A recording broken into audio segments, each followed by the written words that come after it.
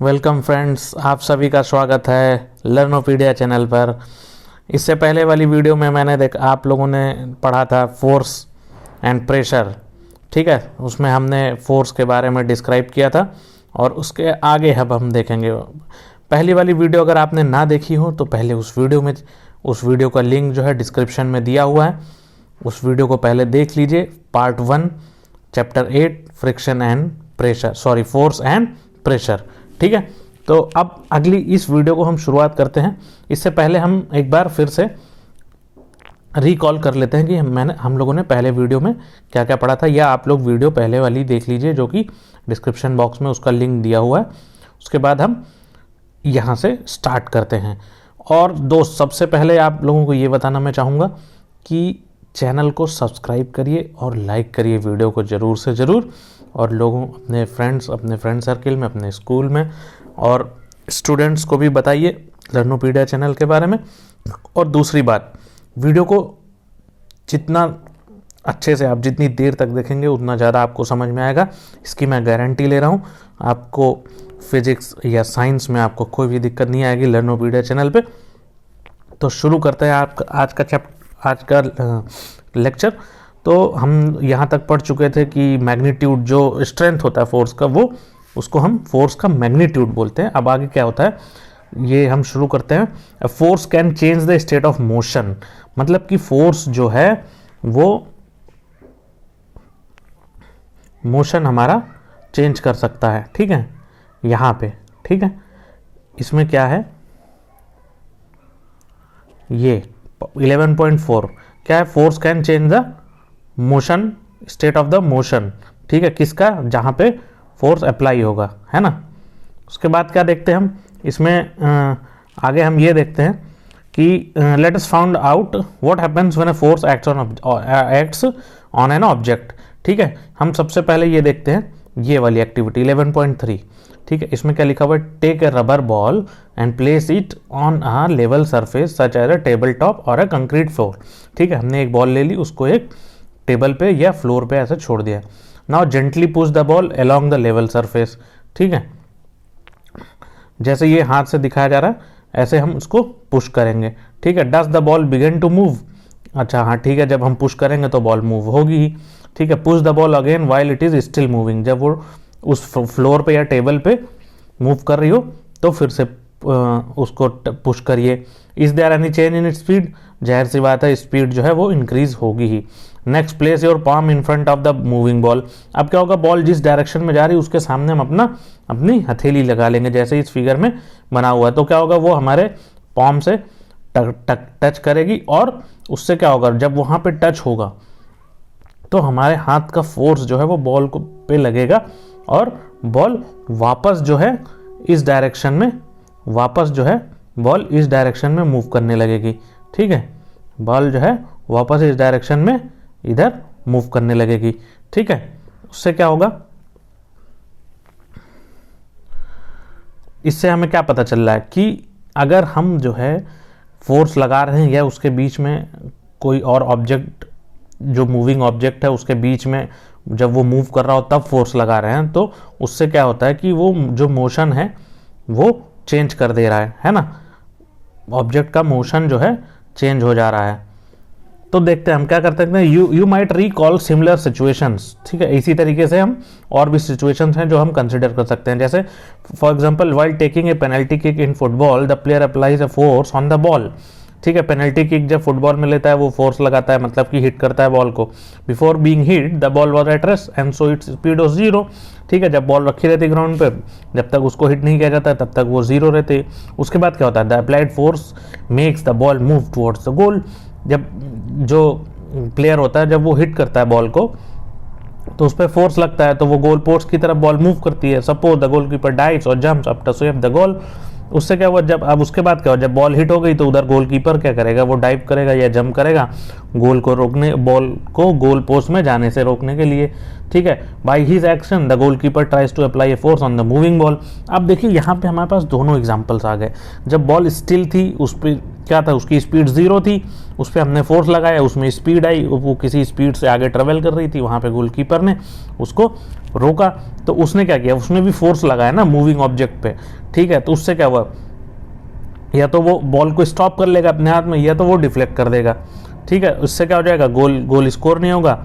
और अगर गोलकीपर जो है इन सब चीज़ों में बॉल को रोकने में सक्सेसफुल हो जाता है तो उससे क्या हो जाएगी, स्पीड डिक्रीज हो जाएगी या तो जीरो हो जाएगी। अब इससे हमें क्या पता चलता है, these observation suggest that a force applied on an object may change it speed, ठीक है। इससे हमें क्या पता चल रहा है कि अगर हम किसी ऑब्जेक्ट पे फोर्स लगाएंगे तो वो उसकी स्पीड को कम कर देगा या चेंज कर देगा, ठीक है। If the force applied on the object is in the direction of its motion, ठीक है। अब देखिए, अगर जिस डायरेक्शन में बॉल जा रही थी उसी डायरेक्शन में कोई फोर्स लगा देता तो जाहिर सी बात है उसकी स्पीड जो है, बॉल की स्पीड जो है वो क्या हो जाएगी, वो इंक्रीज हो जाएगी, ठीक है। कहाँ पे लिखा हुआ ये, यहाँ पे लिखा हुआ ये क्या है, ऑब्जेक्ट की, ये ऑब्जेक्ट की इंक्रीज हो जाएगी, ठीक है, स्पीड जो है इंक्रीज होगा। और if the force is applied in the direction of opposite to the direction of motion then it results in a decrease in the speed of the object.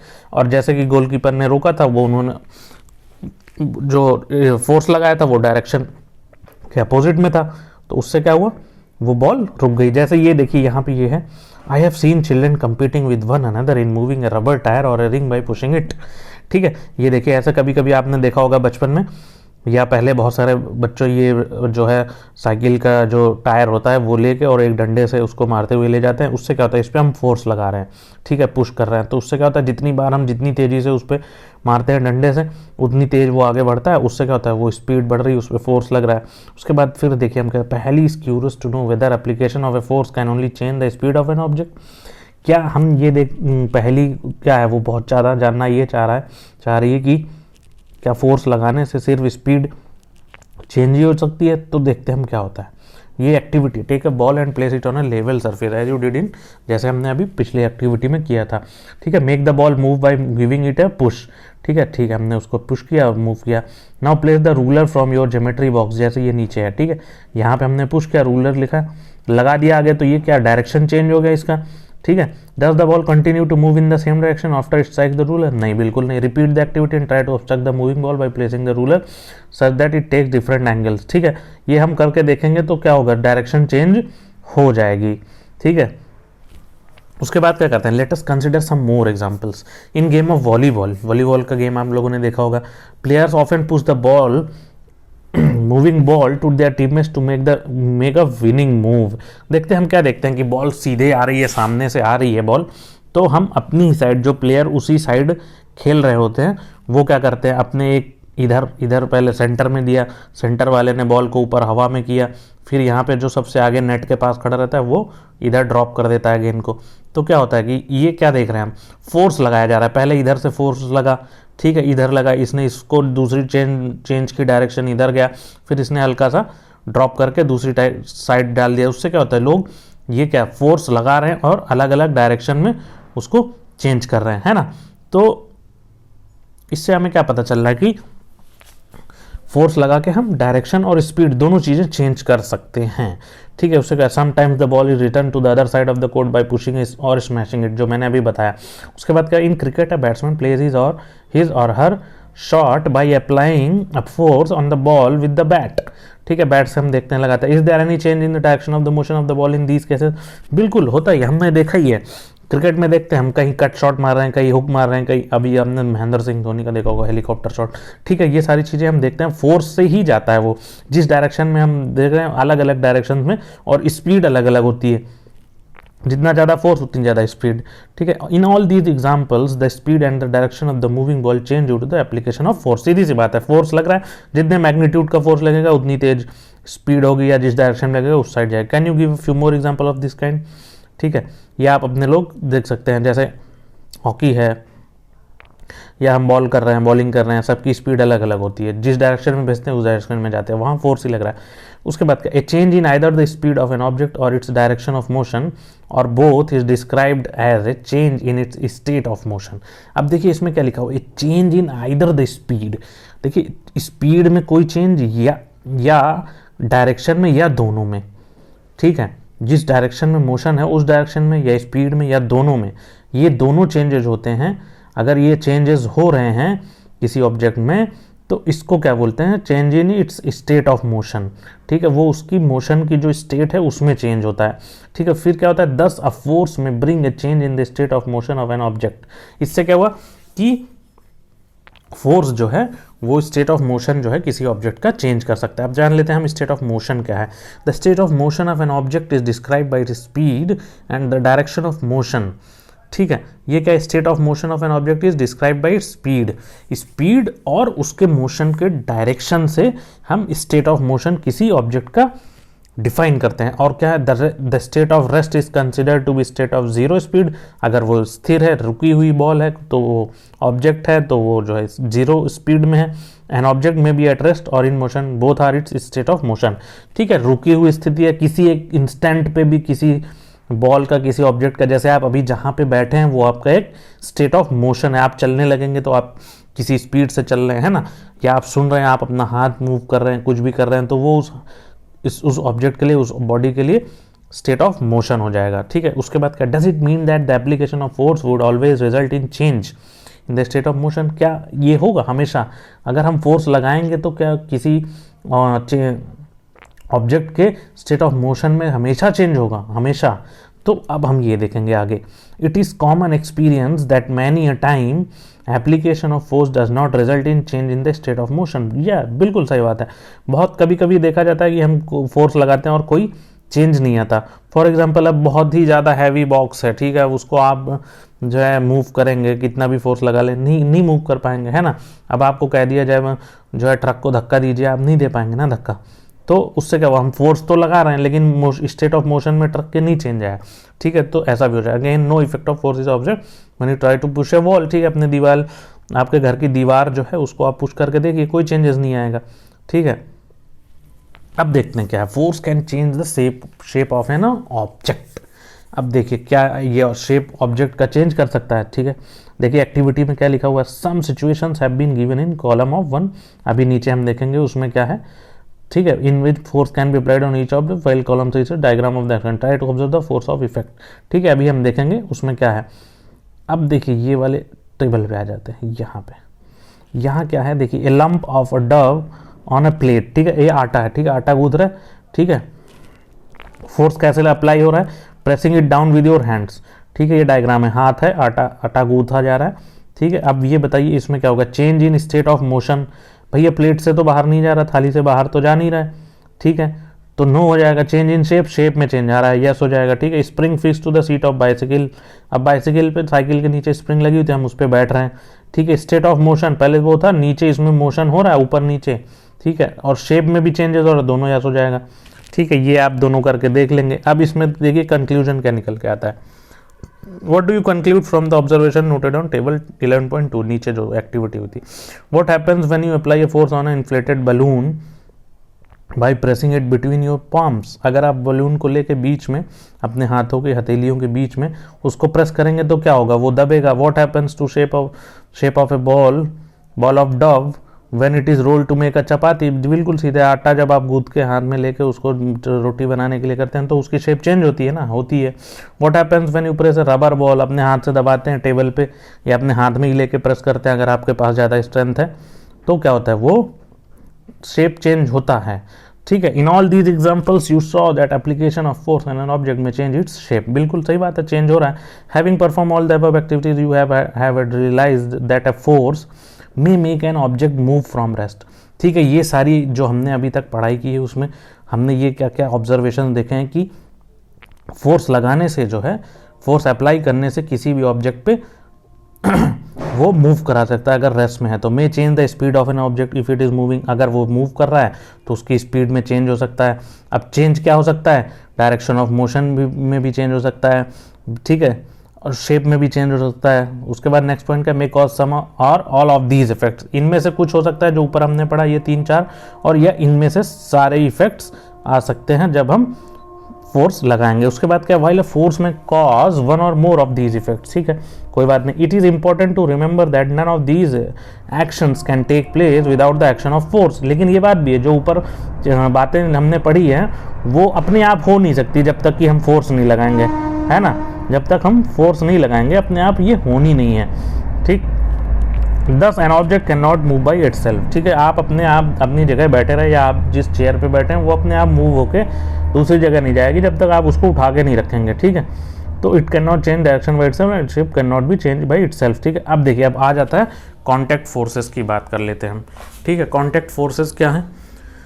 Muscular force, muscular force क्या है? जो हम लगाते हैं, जो हमारी body लगाती है, हमारे मसल्स हैं, उसको हम मस्कुलर फोर्सेस बोलते हैं, ठीक है। अब क्या लिखा हुआ है पहले मस्कुलर फोर्स में? क्या, कैन यू पुश और lift a book lying on a table without touching it. आप, जैसे मैंने अभी चेयर वाली बात की थी, आप चेयर को बिना छुए इधर से उधर नहीं हटा सकते, या बुक आपको लेनी है तो you have to touch the book, ठीक है, you have to touch the book to lift it या to move it from one place to another place, ठीक है। उसको आप एक प्लेस से दूसरे प्लेस पे ले जाने के लिए आपको उस बुक को छूना पड़ेगा, ठीक है। अगर bucket of water without holding it नहीं उठा सकते ना, तो क्या हो सकता है? Generally to apply a force on an object your body has to be contact with the object, बिल्कुल सही बात है, ठीक है। ऑब्जेक्ट से हम कॉन्टैक्ट करेंगे तब हम एक अप्लाई कर सकते हैं फोर्स, ठीक है। तो द कॉन्टैक्ट में also be with the help of A stick और ए पीस ऑफ रोप, ठीक है, बिल्कुल कोई बात नहीं, हम किसी डंडे से दूर से बैठे हैं, किसी को धक्का दे दें, ठीक है, या एक पीस ऑफ रोप है, किसी चीज़ को खींचना है, ठीक है, उससे भी फोर्स लग जाता है, जैसे टग ऑफ वॉर था हमारा, ठीक है। When we push an object like a school bag और a lift bucket of water, where does the force come from, ठीक है। स्कूल बैग में क्या होता है, हमारे उसमें जो है, जो टांगने का उसमें बना होता है, ठीक है, वो एक टाइप की रस्सी मान लेते हैं, रोप मान लेते हैं, ठीक है, उससे हम उसको टांगते हैं, उसमें क्या फोर्स ही तो लगाते हैं। This force is cause by the action of muscles in our body, हमारी बॉडी पे मसल्स हैं, उससे फोर्स लगते हैं, ठीक है। The force resulting due to the action of muscles is known as muscular force, ठीक है, ये हमारा मस्कुलर फोर्स हो जाएगा। इसी तरीके से क्या, animals also make use of muscular force to carry out their physical activities, जैसे हम बुलक कार्ट देखते हैं, हॉर्सेज हैं, डंकीज हैं, कैमल्स हैं, इनको देखिए बहुत सारे हम इनसे जो है काम लेते हैं, टास्क लेते हैं, ठीक है। ये सब क्या, मस्कुलर फोर्स के एग्जांपल्स हैं। ये देखिए यहाँ पे फोटोज़ है, देखिए बुलक कार्ट है, ठीक है, इससे हम देख लेते हैं।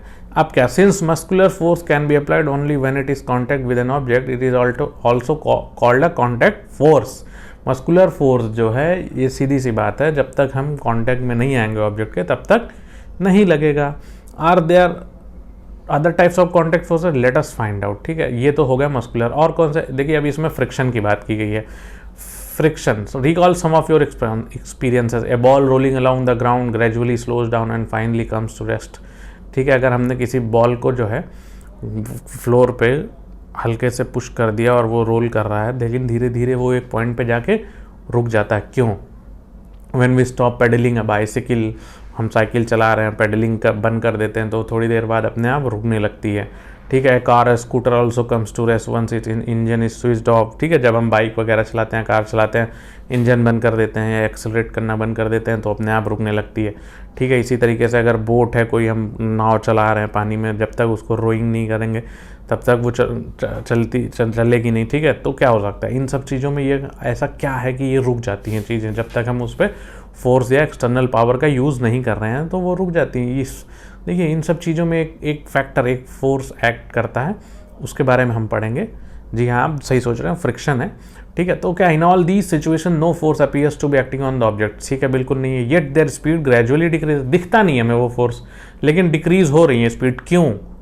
हमने अभी पहले पढ़ा था कि इस फोर्स लगने से जो है change in motion, change in direction होता है, चेंज इन स्पीड होता है, ठीक है। तो वो फोर्स कौन सा है, ठीक है। What cause a change in their state of motion, बिल्कुल यही बात है, वही मैं कह रहा हूँ। Could some force be acting on them, कोई फोर्स होगा जो लग रहा होगा जिसकी वजह से ये हमारी ग्रेजुअली स्पीड डिक्रीज हो जा रही है, ठीक है। तो वो क्या है, the force responsible for changing the state of motion of objects in all these examples in the force of friction. जी हाँ, ये फ्रिक्शन फोर्स है, ठीक है। इसके बारे में भी हम पढ़ेंगे इस चैप्टर में, इस क्लास में। It is the force of friction between the surface of the ball and the ground that brings the moving ball to rest. जो दो कॉन्टैक्टिंग सरफेसेस हैं उनके बीच में ये फ्रिक्शन फोर्स काम करता है, जैसे कि बॉल और जो ग्राउंड के बीच में लग रहा था उसकी वजह से बॉल जो है धीरे धीरे ग्रेजुअली डिक्रीज हो जाती है और रुक जाती है। इसी तरीके से पानी और बोट के बीच में जब हम चल रहे हैं वो फोर्स फ्रिक्शन फोर्स होता है, ठीक है। द फोर्स ऑफ फ्रिक्शन, देखिए ये लाइन बहुत इंपॉर्टेंट है, the force of friction always acts on all the moving object and its direction is always opposite to the direction of motion. क्या याद रखना है हमको, फोर्स जो है वो always opposite to the direction of motion. कौन सा फोर्स, फ्रिक्शन फोर्स, ठीक है। Since the force of friction arises due to contact between surfaces, it is also an example of contact force, ठीक है। ये भी एक एग्जाम्पल हो गया कॉन्टैक्ट फोर्स का। You will learn more about this in chapter 12। जब हम नेक्स्ट चैप्टर पढ़ेंगे तो उसमें फ्रिक्शन के बारे में पढ़ेंगे, ठीक है। You may be wondering whether it is essential for the agent applying a force on object to be always in contact with, let us find out, ठीक है। क्या फोर्स लगाने के लिए हमको कॉन्टैक्ट होने की ज़रूरत हमेशा पड़ेगी? अब हम देखते हैं। कुछ फोर्सेज होते हैं जो नॉन कॉन्टैक्टिंग फोर्सेज होते हैं, जैसे मैग्नेटिक फोर्स हो गया। मैग्नेटिक फोर्स क्या है, ये एक्टिविटी दिखी हुई है, ये देखिए हम दो मैग्नेट के बार ले लेंगे और देखिए जैसे इसमें लिखा हुआ है एक मैग्नेटिक बार हमने पेंसिल्स के ऊपर रख दिया, उससे क्या होगा, रोल करने में इसको मदद मिलेगी अगर ज़्यादा मैग्नेटिक पावर ज़्यादा हाई नहीं है, ठीक है। उस क्या होगा कि हम ये देखेंगे जब इधर से ये फोर्स लगाएंगे, ये वाले मैग्नेट को इस साइड मूव कराएंगे तो क्या होगा, मैग्नेट मूव कराएंगे, ये इधर वाला मैग्नेट इधर मूव कराएंगे तो ये वाला मैग्नेट और इधर मूव होगा, है ना, ठीक है। तो ये क्या हो रहा है, मूव हो रहा है, मतलब क्या हो रहा है, चेंज ऑफ मोशन हो रहा है। मोशन में चेंजेस हैं, डायरेक्शन चेंज हो रही है, इसका मतलब फोर्स लग रहा है, सीधी सी बात है, फोर्स लग रहा है ना। लेकिन क्या कॉन्टैक्ट में नहीं आ रहा है, तो ये कौन से फोर्सेज हो गए, नॉन कॉन्टैक्टिंग फोर्सेज, ठीक है। क्या does the magnet rollers begin to move, ठीक है, बिल्कुल मूव करेगा। आप करके देखिएगा, दो मैग्नेट लेके, does it always move in the direction of the approaching magnet, आप ये करके देखिएगा, उसी के डायरेक्शन में या इधर उधर करता है। वो फोर्स पर डिपेंड करेगा मैग्नेट कितना जो है पावरफुल है, ठीक है। जो डिफरेंट पोल्स होते हैं उसको रिपेल करता है, इस वजह से वो उस साइड अट्रैक्शन और repulsion between objects can also be seen, ठीक है। अगर इसको पलट, अगर रिपल्स कर रहा है तो आप उसका पोल चेंज कर दीजिएगा, वो अट्रैक्ट करने लगेगा, ठीक है। तो ये जो फोर्स एग्जर्ट हुआ है मैग्नेट के द्वारा वो नॉन कॉन्टैक्ट फोर्स का एग्जाम्पल है, ठीक है। ये हो गया। अब नॉन कॉन्टैक्ट फोर्स का एक एग्जाम्पल और है इलेक्ट्रोस्टैटिक फोर्स, ठीक है। टेक ए प्लास्टिक स्ट्रॉ जानते ही हैं आप, पेप्सी वगैरह पीने के लिए आप यूज़ करते हैं, नियरली 2 इक्वल पीसेस में उसको काट लीजिए, एक को जो है बांध लीजिए, या आप ऐसा कर लीजिएगा, आप स्केल ले लीजिएगा, एक स्केल को रब करिएगा, ठीक है, खूब प्लास्टिक वाली स्केल को, और कागज़ के बहुत सारे टुकड़े कर लीजिएगा, ठीक है। शीट ऑफ पेपर बहुत सारे, उसको अलग अलग टुकड़ों में कर लीजिएगा। आप देखेंगे जब आप पेपर को आप जब स्केल को रब करेंगे और पेपर के पास ले जाएंगे तो वो पेपर को स्केल में जो है वो पेपर चिपकने लगेगा। जो आपका पेपर पेज है जिस पे आप कॉपी पे लिखते हैं उसको अलग अलग टुकड़ों में कर लीजिएगा और प्लास्टिक वाली स्केल को बहुत तेज़ी से रब करिएगा हाथ से। रब करने के बाद क्या करेंगे, उस कागज़ के टुकड़ों के पास ले जाएंगे तो उसमें से कागज़ के टुकड़े जो है वो स्केल पे चिपक जाएंगे। ये क्या होते हैं, इससे क्या होता है, ये इलेक्ट्रोस्टैटिक फोर्सेस होते हैं, ठीक है। आप इस एक्टिविटी में पढ़ लीजिएगा, इसमें दूसरा एग्जाम्पल दिया हुआ है, ठीक है। और अगर आप जो है जैसे ये 2 स्ट्रॉ हैं, इसको भी समझ लेते हैं। दोनों स्ट्रॉ को आपने एक स्ट्रॉ को बीच में तोड़ दिया है, ठीक है। पहले आपने एक स्ट्रॉ को रब किया और दूसरे स्ट्रॉ के पास जो कि सस्पेंडेड है, ऐसे यहाँ पे लटक रहा है टेबल से जो बंधा हुआ है, ठीक है। पहले आपने जो आपके हाथ में स्ट्रॉ उसको रब किया, उसके पास ले गए तो वो उसको अट्रैक्ट करेगा, ठीक है। अब इस बार आप दोनों स्ट्रॉस को रब कर दीजिए, ठीक है, तेज़ी से। तब आप दोनों स्ट्रॉस को पास ले जाएंगे, वो एक दूसरे को रिपेल करेंगे, ठीक है। ये करके देखेंगे तो आपको पता चलेगा। उसके बाद क्या, straw is said to have acquired electrostatic charge after it has been rubbed with a sheet of paper, ठीक है। शीट ऑफ पेपर से जब हमने रब किया तो ये चार्ज हो गया जो हमारा स्ट्रॉ था, ठीक है। इसको क्या बोलते हैं, such a straw is an example of a charge body. Charge body कैसे चार्ज कैसे करते हैं, अगर आपको किसी ने एक थप्पड़ मार दिया, आपका गाल गर्म हो गया, भैया चार्ज हो गए आप, ठीक है, समझ गए ना। बहुत सीधा सा एग्जाम्पल है, आप भी चार्ज बॉडी की तरह एक्ट करने लगोगे, आपका चीक्स आपके गाल जो है वो चार्ज हो जाएंगे। The force exerted by a charge body on another charge और uncharge body is known as electrostatic force, ठीक है। This force come into play even when the bodies are not in contact. ये बिल्कुल आप करके देखेंगे आपको दिखेगा, तो ये कॉन्टैक्ट में नहीं होंगे तब भी, तो ये भी क्या हो गया, नॉन कॉन्टैक्ट फोर्स में होगा। और इसके बारे में इलेक्ट्रिक चार्ज के बारे में हम चैप्टर 15 में आगे पढ़ेंगे। अब दूसरा फोर्स क्या आता है, ग्रेविटेशनल फोर्स। ग्रेविटेशनल फोर्स सीधी सी बात है जो अर्थ के पास है, ठीक है। अर्थ के पास फोर्स है जिसकी वजह से जैसे हम अपने हाथ में पेन लेके टहल रहे हैं, ठीक है, हाथ से गिरता है तो नीचे ही क्यों गिरता है, ऊपर क्यों नहीं जाता है ना। कोई भी चीज़ नीचे ही क्यों गिरती है, वो क्या है, वो फोर्स जो है वो ग्राउंड का फोर्स है, मतलब अर्थ का फोर्स है, उसको हम ग्रेविटेशनल फोर्स कहते हैं।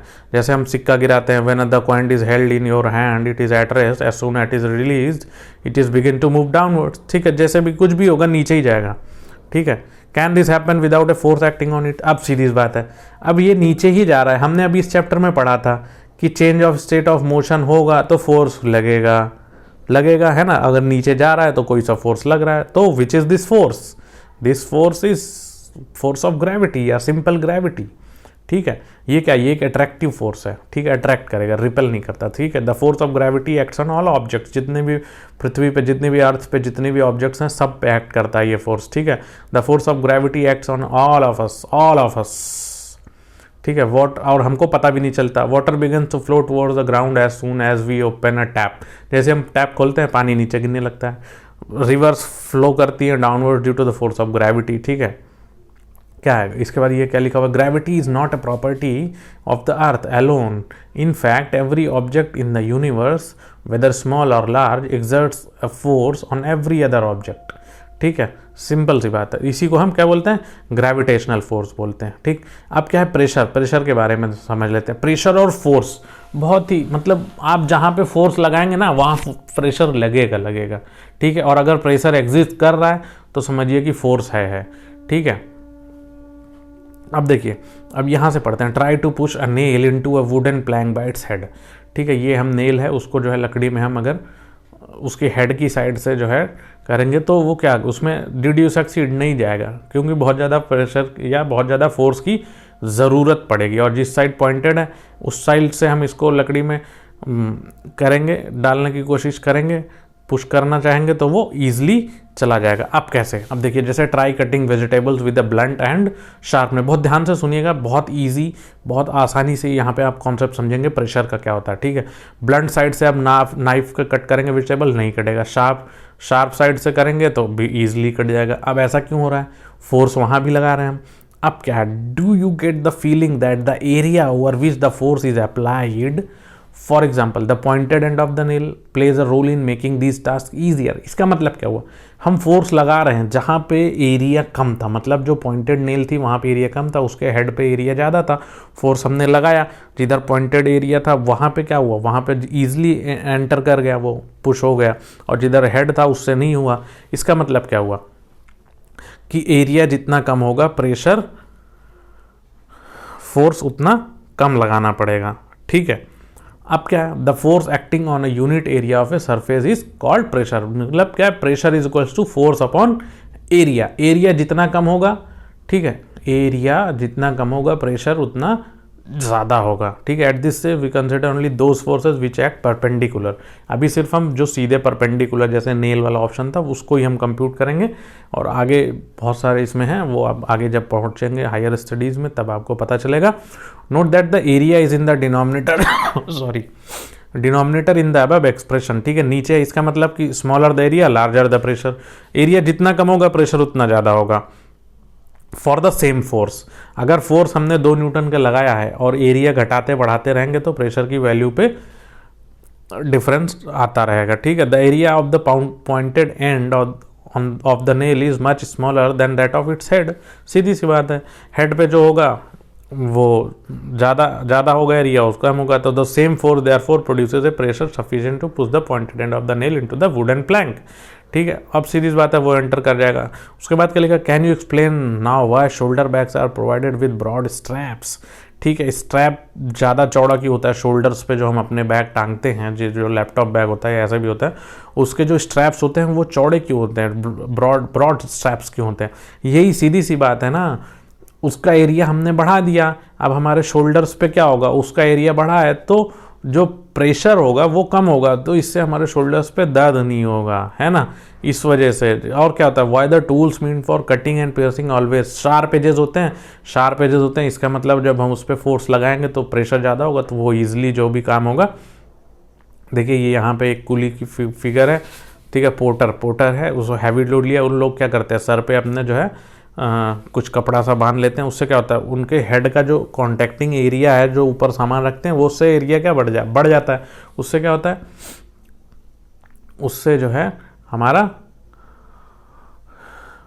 प्रेशर जो है वो कम हो जाता है। उसके बाद क्या नेक्स्ट है, pressure exerted bye liquids and gases. ठीक है, अब देखिए यहाँ पे हम देखते हैं ये वाली एक्टिविटी है 11.8 है, उसमें फिगर है 11.14। ठीक है, इसमें क्या, take a transparent glass tube और a plastic tube pipe, the length of the pipe tube should be about, ठीक है, ये लेंथ पाइप दिया हुआ। ठीक है, नीचे हमने एक जो है रबर लगा दिया। ठीक है, इस पाइप में देखिए पहला जो फिगर है 11.14 का पहले हमने वाटर इसमें कम रखा था, धीरे धीरे हम वाटर लेवल बढ़ाते गए तो नीचे जो रबर हमने बांध रखी है वो उस पर प्रेशर ज़्यादा लगने लगा, है ना। तो क्या हुआ, बल्जिंग ज़्यादा होने लगी रबर शीट पे जैसे जैसे हमने हाइट बढ़ाई। ठीक है, इससे क्या होता है, इसी तरीके से हम करते रहेंगे तो क्या पता चलेगा हमें, ये प्रेशर एग्जर्ट कर रहा है। ठीक है, इसी तरीके से सेकेंड एक्टिविटी है, take a plastic ball, you can take a discarded water soft drink bottle, जैसे हम पेप्सी वगैरह कोको कोला की बॉटल है, यहाँ पे ऐसे छेद कर लेंगे 11.15 में। ठीक है, और इधर एक बलून लगा देंगे और इसको बांध देंगे और इसमें पानी भरेंगे। जितना जितना पानी भरते जाएंगे धीरे धीरे ये इसको बल्ज करेगा, जो रबर शीट है, ठीक है, उसको बल्जिंग होगी। Note that the rubber sheet has been fixed on the side of container and not at the bottom. ठीक है, साइड में है। Does the bulging of rubber sheet in this case indicates the water exerts pressure on the sides of the container as well. Let us investigate further. देखिए ये दोनों case है 11.14 और 11.15। इसमें क्या था, ये सेम समझिए बॉटल ही थी, इसमें जो है प्रेशर हमने नीचे रबर शीट को लगा रखा था और दूसरे वाले फिगर में हमने यहाँ पे साइड में लगा रखा। तो क्या दोनों पे प्रेशर सेम लगेगा, मतलब इससे क्या, यहाँ पे नीचे था तो सीधी सी बात है प्रेशर लगेगा। अब हमको दूसरे वाले फिगर में ये देखना है कि जो वॉल्स हैं साइड में, बॉटल की वॉल्स हैं, क्या उधर भी प्रेशर एग्जर्ट करता है, बिल्कुल एग्जर्ट करेगा। दूसरा हम देख लेते हैं, take an empty plastic bottle, जैसे ये वाला है, ये जो 11.16 वाला है, इसमें देखिए हमने पानी भरा और ये जो हमने 4 छेद किए हुए हैं ये चारों सेम हाइट पे हैं बॉटम से, और हमने जब पानी भरा तो हम ये देखते हैं कि ये जो पानी इसमें से जब निकलेगा तो लगभग चारों जो भी छेद होंगे, जो अभी यहाँ पे फिगर में 3 दिख रहे हैं, ये लगभग पानी जो गिरेगा इसमें से वो सेम डिस्टेंस पे गिरेगा।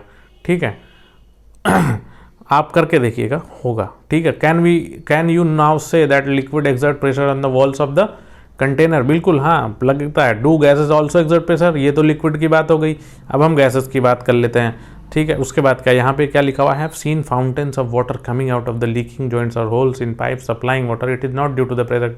बिल्कुल नहीं, ये वॉल्स पे ही है, प्रेशर जो लगता है उसकी वजह से ही है। ठीक है, when you inflate a balloon why do you have to close its mouth, बिल्कुल उस पर हम बंद करना होता है, नहीं तो वहाँ से निकल जाएगा। ठीक है, अगर होल्स होंगे तो फिर वो इन्फ्लेट होगा ही नहीं। क्यों, can we say that air exerts pressure in all direction, बिल्कुल ऑल डायरेक्शंस में ही होता है। Do you recall what happens to the air in the bicycle tube, बिल्कुल वो निकल जाता है, वो पंक्चर हो जाता है। Do these observation suggest that air exerts pressure on the inner walls of an inflated balloon, बिल्कुल हाँ। So we find that gases too exert pressure on the walls of their container, gas हम जहाँ भी रखेंगे, ठीक है, जैसे balloon वाला था वहाँ पे एक्सर्ट करता है, वाटर भी जिस भी कंटेनर में रहेगा उसके वॉल्स पे एक्सर्ट करेगा। अब हम बात कर लेते हैं बहुत ही इंपॉर्टेंट टॉपिक की, एटमॉस्फेरिक प्रेशर। एटमॉस्फेरिक प्रेशर का मतलब क्या है, एटमॉस्फेयर, उस पर जो प्रेशर लग रहा है। एटमॉस्फेयर में क्या है, हमारे बहुत सारे एयर है, एयर ही है हमारे एटमॉस्फेयर में, हम बैठे हैं इस समय जहाँ पे, हमारे ऊपर उसका प्रेशर लग रहा है। क्यों, अब हमको फील क्यों नहीं होता, क्योंकि यहाँ पे एरिया बहुत ज़्यादा है। ठीक है, अब इसको हम पढ़ते हैं, हमें क्लियर हो जाएगा। You know that there is all air all around us, ठीक है, हमें पता है this envelope of air is known as atmosphere, बिल्कुल सही बात है। The atmospheric air extends up to many kilometres, बिल्कुल बहुत दूर दूर तक ये एटमॉस्फेरिक एयर है।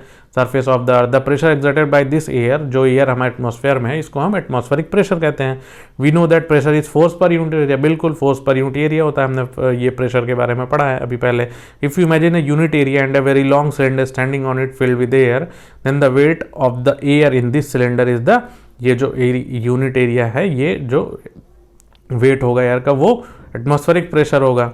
ठीक है, जैसे ये 11.17 फिगर में दिख रहा है। बट हाउ लार्ज और small is the atmospheric pressure, कैसे, let us get an idea about its magnitude, कितने मैग्नीट्यूड का होता है। ठीक है, ये एक्टिविटी 11.11 देखिए, take a good quality rubber sucker. ठीक है, ये रबर सकर आप देखेंगे, it looks like a small rubber cup. ठीक है। Press it hard on the smooth plane, बिल्कुल करेंगे तो वो क्या करेगा, स्टिक हो जाएगा उस सरफेस से बिल्कुल।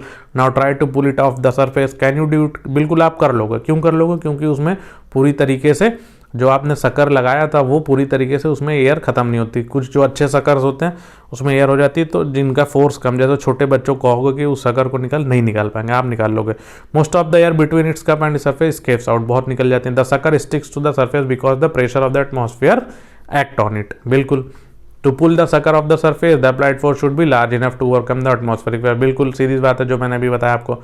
This activity might give you an idea about the magnitude of, देखो इसको आप करोगे तो ना, जब जितने प्रेशर से आप जितने फोर्स से उस शक्कर को निकालोगे, रबर शक्कर को, उससे आपको पता चलेगा कि एटमॉस्फेरिक प्रेशर कितना ज़्यादा होता है। In fact it would not be possible for any human being to pull the sucker of the surface if there were no air at all, जो मैंने अभी बताया कि अगर परफेक्ट रबर शक्कर होता और उसके बीच में जब हम उसको प्लेन सरफेस पे लगाएंगे, यहाँ पे जैसे दिखाया गया, तो अगर ये परफेक्ट होगा, बीच में कोई एयर नहीं होगी ना, तो कोई आदमी ह्यूमन बीइंग उसको खींच नहीं सकता, इतना ज़्यादा आपको एटमॉस्फेरिक प्रेशर, अब इससे आप अंदाज़ा लगा सकते हैं। ठीक है, अब देखिए अगर हम अपने सर के ऊपर समझ लें कि एक सिलेंडर है, ठीक है, 10 × 10 सेंटीमीटर का, और जैसे 1000 kg, the reason we are not crushed under this weight is that the pressure inside, अब क्या है, अब हमारी बॉडी भी तो इन्वायरमेंट में ही है, एटमॉस्फेयर में ही है, और इसके ऊपर भी, तो क्या है, हमारी बॉडी पे जो एटमॉस्फेरिक प्रेशर है वो चारों तरफ से बराबर लग रहा है। हमारे बॉडी के अंदर का भी प्रेशर उतना ही है, बाहर भी प्रेशर उतना है, तो क्या होता है, ये दोनों प्रेशर कैंसिल हो जाते हैं, इनसाइड और आउटसाइड के, इस वजह से हमको एटमॉस्फेरिक प्रेशर फील नहीं होता हमारी बॉडी का। और आखिरी बात है, ये देखिए एक एक्टिविटी थी, ओटो वॉन क्यूरिक, जर्मन साइंटिस्ट थे 17वीं सेंचुरी का, इन्होंने एक इन्वेंट किया था पंप, ठीक है, एक्सट्रैक्ट किया था एयर वेसल से एयर एक्सट्रैक्ट करने का। उसके बाद क्या किया इन्होंने, उस पंप की हेल्प से ये एयर प्रेशर निकाला, ठीक है। उसके बाद इन्होंने क्या किया, ठीक है, उसके बाद इन्होंने मेटेलिक हेमिस्फीयर को जोड़ा 51 सेंटीमीटर डायमीटर के, और उसमें से सारे एयर को पंप आउट कर दिया, और 8 घोड़े दोनों साइड से, जैसे इस फिगर में दिख रहे हैं, इसमें से पंप आउट करने के लिए लगाया। लेकिन ये समझ लीजिए कि आप इतना ज़्यादा एयर प्रेशर, एटमॉस्फेरिक प्रेशर था कि ये दोनों जो है हेमिस्फीयर को अलग अलग नहीं कर पाए, 8 हॉर्सेस, ठीक है। अब आप समझ सकते हैं कितना ज़्यादा एटमॉस्फेरिक प्रेशर होता है, ठीक है। तो इसी के साथ ये चैप्टर जो है, तो थ्योरी पोर्शन था वो आपका समाप्त हो गया, ख़त्म हो गया, ठीक है। इसके बाद जो है मैं अगले चैप्टर में आपको इसकी एक्सरसाइज सॉल्व कराऊंगा, और इस चैप्टर को आपने देखा, सुना, समझा, अच्छे से पढ़ा, इसके बाद जो है मैं आपको इसमें एक्सरसाइज कराऊंगा। और अब आप लोगों को क्या करना है, लर्नोपीडिया को क्या करना है, सब्सक्राइब करना है, शेयर करना है, ठीक है। और इसी तरीके से आप लोग सपोर्ट करते रहिए, आपको अच्छी वीडियोस मिलेंगी, आगे चैप्टर्स के वीडियो भी मिलेंगी। नेक्स्ट वीडियो में आपको इस चैप्टर का जो एक्सरसाइज है वो सॉल्व कराया जाएगा। फिर हम आप लोग कमेंट बॉक्स में बताइए कि आपको कौन सा नेक्स्ट चैप्टर पढ़ना है, मैं उस चैप्टर की वीडियो बनाऊंगा। Thanks for watching the video students, thank you very much.